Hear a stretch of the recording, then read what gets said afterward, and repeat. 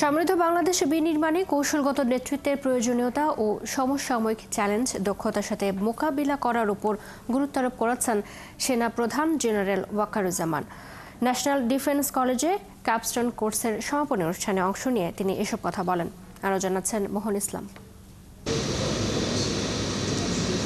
National defence কলেজের capstone course 2025-এর সমাপনী অনুষ্ঠান। এবছর মোট 32 জন ফেলো অংশ নেন এই কোর্সে। এর মধ্যে সামরিক কর্মকর্তা, বিশিষ্ট শিক্ষাবিদ, সিনিয়র চিকিৎসক, সরকারি ও বেসরকারি সংস্থার সিনিয়র প্রতিনিধি, কূটনৈতিক, সাংবাদিক এবং কর্পোরেট প্রতিনিধিরাও ছিলেন। Try to set certain objectives with the greater goal of attaining common understanding on national development and security. Course শেষে অভিজ্ঞতার কথা জানালেন অংশগ্রহণকারীরা।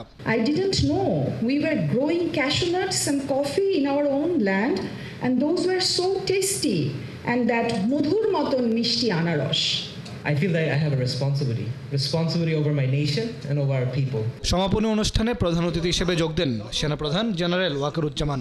এ সময় সমৃদ্ধ বাংলাদেশ বিনির্মাণে চ্যালেঞ্জ মোকাবিলার উপর গুরুত্ব দেন সেনাপ্রধান। You are coming from various sectors. You will be the policymakers. You are the policymakers. You are the prominent persons who would. আপনারা বিভিন্ন ক্ষেত্রের প্রতিনিধি, আপনারা নীতি নির্ধারক, আপনারা গুরুত্বপূর্ণ ব্যক্তি, কৌশল বুঝে বিভিন্ন সিদ্ধান্ত নিয়ে নেতৃত্ব দেন, যার জন্য নিরাপত্তা, ভূ রাজনীতি, বৈষয়িক বিষয় নিয়ে গভীর জ্ঞান প্রয়োজন। তাই এটা এমন একটি জায়গা যেখান থেকে সব বিষয় নিজেদের সমৃদ্ধ করতে পারবেন।